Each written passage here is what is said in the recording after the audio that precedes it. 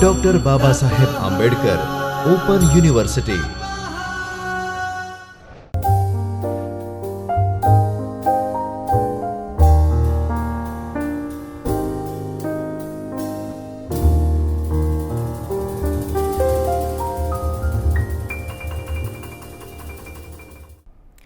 Namaskar students. I, Dr. Jainee Shah, Assistant Professor for English at Dr. Babasaheb Ambedkar Open University, welcome you all to the video lecture series of the university. We have taken up for today second year Bachelor of Arts syllabus of English literature, and we are supporting it with certain video lectures. It's a series of video lectures.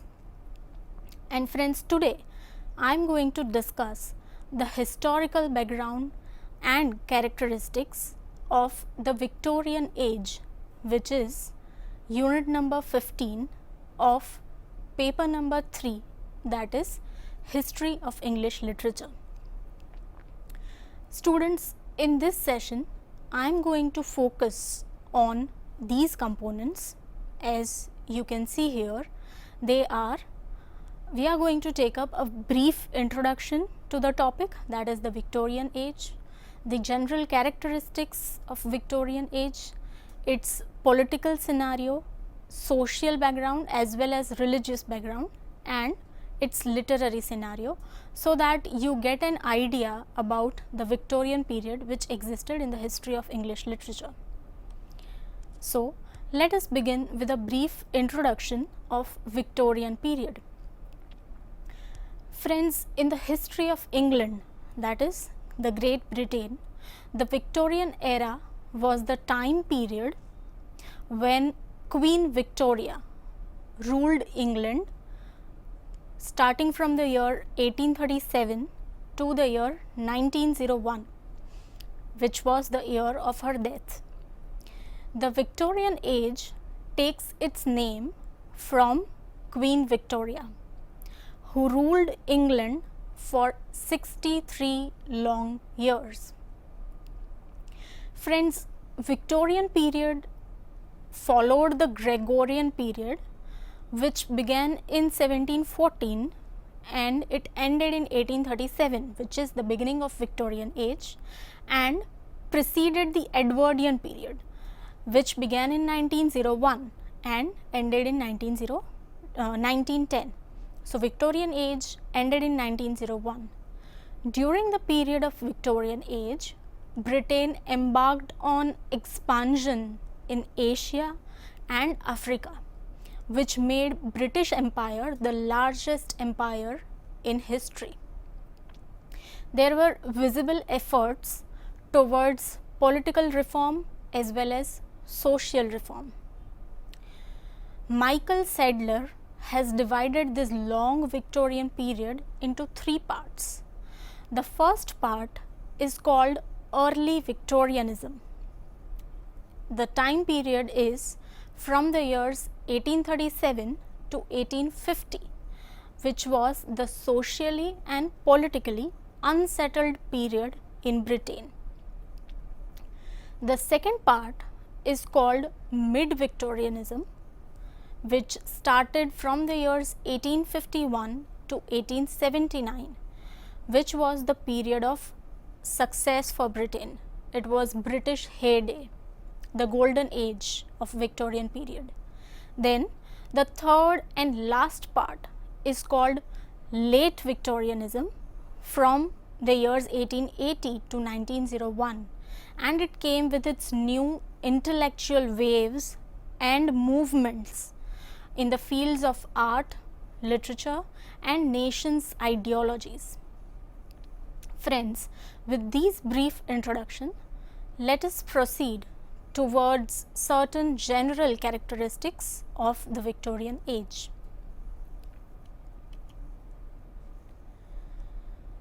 Friends, Victorian age was full of contradictions, that is, contrasting forces were prevalent in Victorian age. On one hand, there was industrialization and technological advancements, progress, and on the other hand, there was extreme poverty. There was rising lower class, working class, and there was exploitation of factory workers. There were social reforms on one hand, and on the other hand, scientific discoveries were taking place. In the midst of that, religious unrest was also visible. During this time, the Great Britain was transformed from an agricultural country to an industrial country, with innovation in machines as well as textile industry and building of new roads, construction of new roads and railways. This transformation resulted in the migration of rural people from the countryside, from the villages to the industrial areas, to the urban areas, for they wanted to search for job, they wanted to earn a living. Many of the cities and towns of the North Britain, which was the most industrialized area, were actually created during this Victorian period. So, within a few years, more English and Welsh people lived in cities and towns rather than in the villages and countryside. With this advancement, with this progress, there also arose a darker side of urbanization. Now, let us glance upon the political scenario or the historical political background that existed before and during the Victorian age. Friends, the major characteristic of Victorian era was the search of reform, reinvention and improvement at individual level as well as societal level. So, individuals and society. Queen Victoria's government was led by the Whig Prime Minister. The two parties existed, Whigs and Tories. But after the Whig Prime Minister resigned, the Tory politician set up a new ministry. So, this was a changing period. On international front, British Imperial India initiated the first Anglo-Afghan War. In the year 1845, the Great Famine occurred, and as a result, there began a mass starvation, disease and deaths in Ireland, and the effects were visible in Britain. Also, after a few years, that is in the year 1853, Britain fought against Russia, where Britain and France formed an alliance. Further, during 1857 to 1858, an uprising by sepoys against the East India Company was suppressed, and this event led to the end of company rule in the imperial, that is the British India, and the administration, the ruling power was transferred to the direct rule by the British government. Though the princely states of India were not affected and remained under British guidance. So, this was the general political scenario. Also, in the year 1867, the Second Reform Act was passed.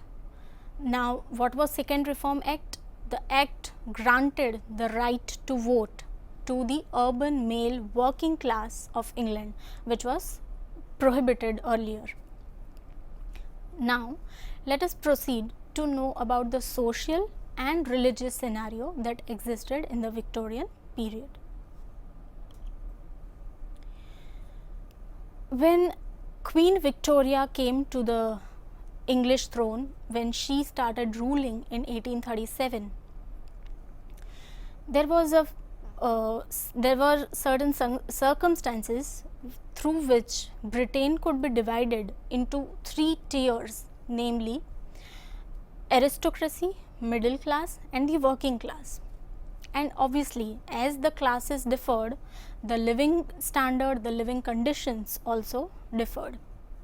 That of laborers and those of the other two social classes of Victorian society were quite different from the way of living of aristocrats of the richer class, of the elite class. It created an intolerable overcrowding. The houses were mainly built back to back and side by side. So, urbanization and its darker effects were visible. They had no piped water, no sanitarians. The living condition deteriorated and it gave rise to epidemics and diseases. Industrialization and technological progress further advanced the position of the middle class, but the laborer class and the working class suffered alongside. By the end of the century, they held power which was previously held by the aristocracy, and class distinction became more financial than hereditary. Now, due to industrialization, the middle class also started progressing. Victorian middle classes were very proud of the nation's triumphs in technology and industrialization along with engineering, which had so changed the look of the environment. It gave the middle class the opportunity to earn more and to improve their living standards, as well as of their political stability, the freedom of its press, its legal system. Now they were a part of the nation.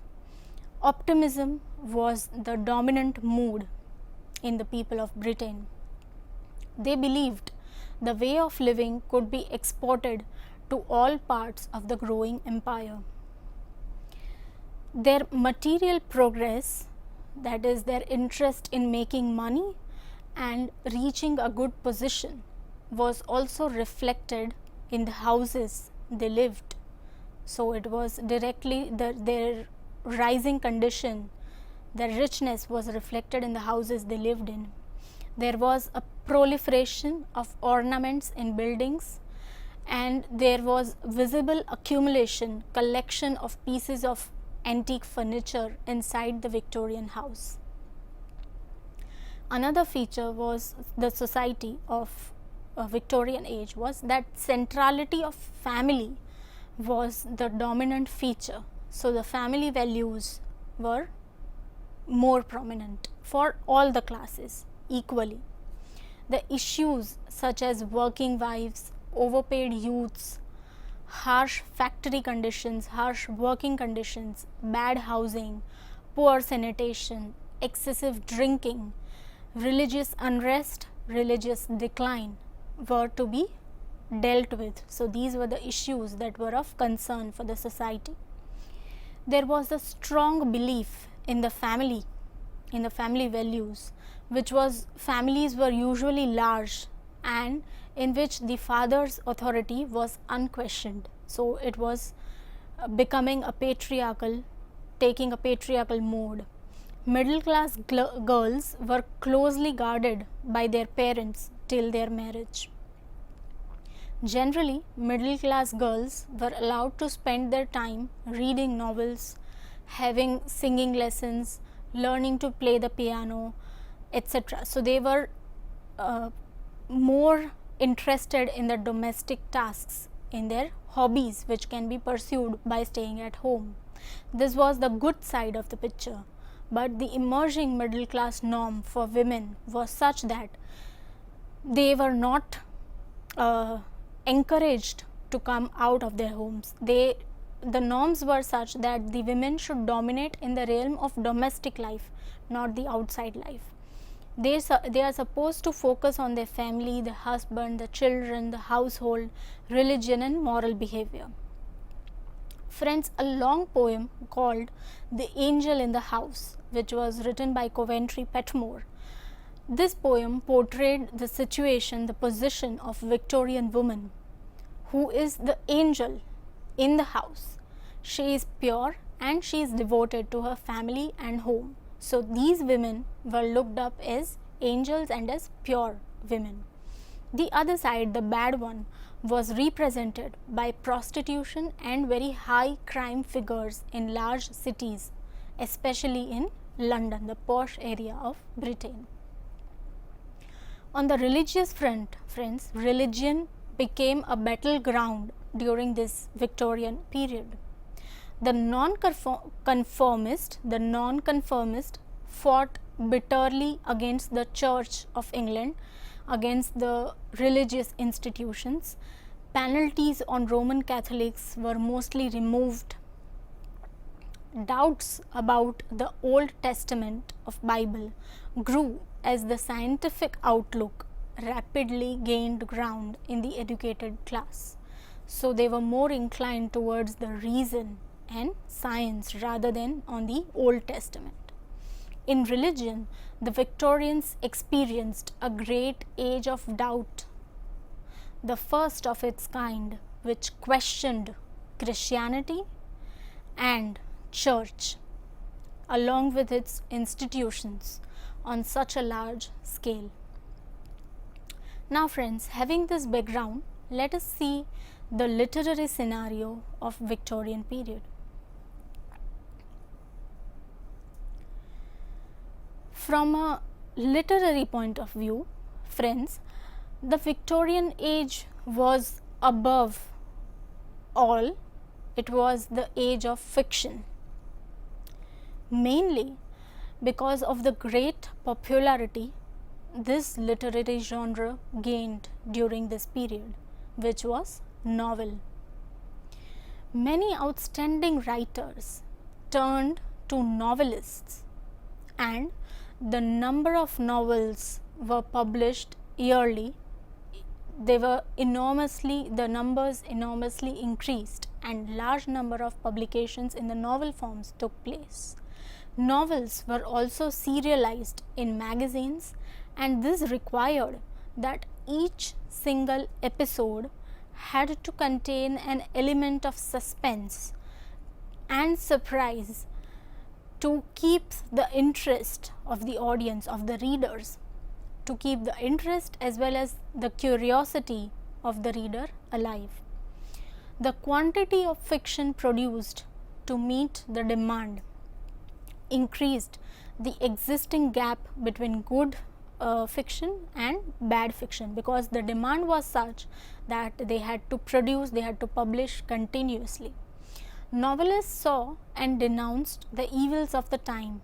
So the bad things, the evils of the society, such as poverty, the exploitation of children and factory workers, the inadequate educational system, these were the reality, these were the evils, but it was the reality which was neglected.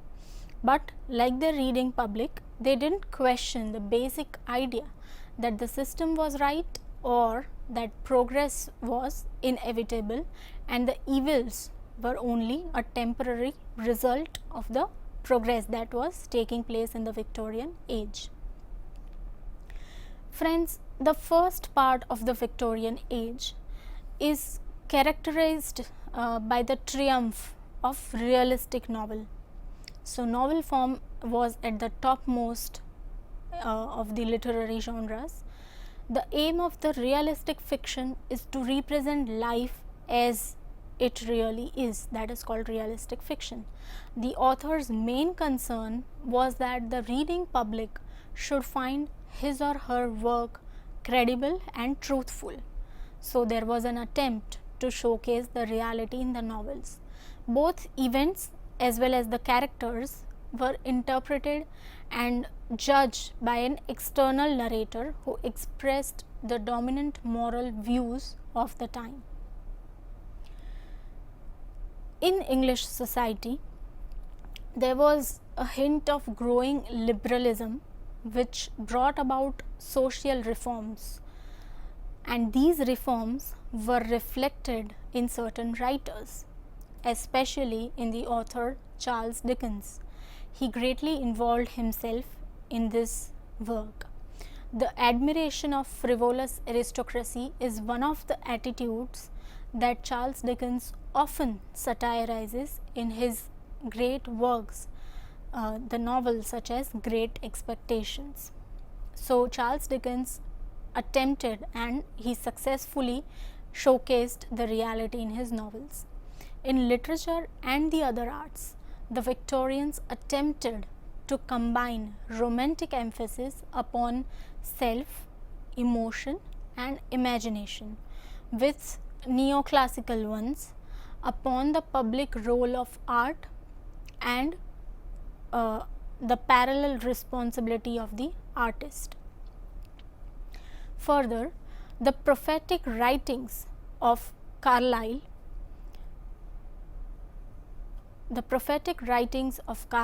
and Ruskin Bond were highly regarded in this during this period, because they reflected the engaging emotion, the prevalent emotion of the Victorian age. The prophetic writings of Carlyle and Ruskin, as well as the criticism of Arnold and the empirical prose of Darwin and Huxley, these as were the fantasy and of George MacDonald and the realism of George Eliot, as well as George Bernard Shaw. This was the prominent writers and their works. Now let us see certain features of literature, Victorian literature. In the Romantic age, poetry had been the dominant feature, whereas in the Victorian age, novel was the most important feature. Charles Dickens dominated the first part of Victorian age. That is early Victorianism. His first novel, The Pickwick Papers, was published in 1836. William Thackeray's most famous work, Vanity Fair, was published in 1848, and the three Bronte sisters, Charlotte Bronte, Emily Bronte, and Anne Bronte, they also published significant novels in 1840s. A major later novel was George Eliot's Middlemarch in 1872, and another major novelist was Thomas Hardy, whose first novel appeared in 1872 called Under the Greenwood Tree. Robert Browning and Alfred Tennyson also were Victorian England's most famous poets.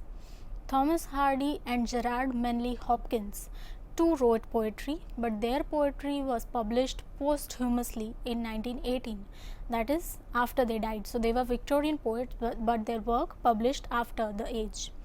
Charles Swinburne is also considered an important literary figure of Victorian poet, especially his poems and critical writings. Early poetry of W.B. Yeats was also published in Queen Victoria's rule. Later on, during 1890s, the dramas by George Bernard Shaw and Oscar Wilde's The Importance of Being Earnest also came onto the literary front of Victorian age. Another important feature that Victorians are credited with is that of inventing childhood, partly via their efforts to stop child labor, child exploitation, and the introduction of compulsory education. Writers like Lewis Carroll and Anna Sewell wrote mainly for children and produced children's literature. Also, the Victorian era was famous. It was important for the development of science, and the Victorians had a mission to describe and classify the entire natural world. Charles Darwin's work on the origin of species emerged in the Victorian age. His theory of evolution contained within the work challenged many of the ideas that the Victorians had about themselves and the place and the world and the times they lived in. Also, the philosophical writings of John Stuart Mill were on the topics such as logic, economics, liberty, and utilitarianism. Friends, utilitarianism is the ethical theory that promotes actions which results in happiness and well-being. So these were the topics that the writers wrote on. Histories were also popular during this time.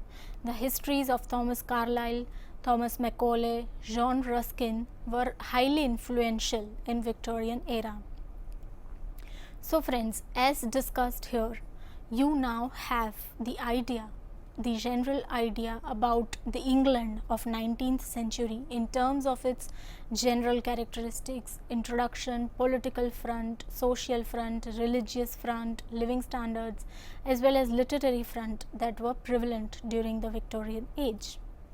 Now, before this session ends, I would like to offer some questions which are based on the characteristics of Victorian era, Victorian age. Friends, here are some of the questions to check your self progress. Attempting answers of these questions will give you a clearer idea on the topic that we have taken up today. Further, here are some of the references which you can take up for further reading. The first one is A Critical History of English Literature in 2 volumes, volume 1 and volume 2 by David Deutsch, as well as there is a book called English Literature by W.J. Long. And below are certain links given to you from the open sources available on the internet, which may be helpful references for further reading, and which is suggested that you read for the deeper knowledge on this topic.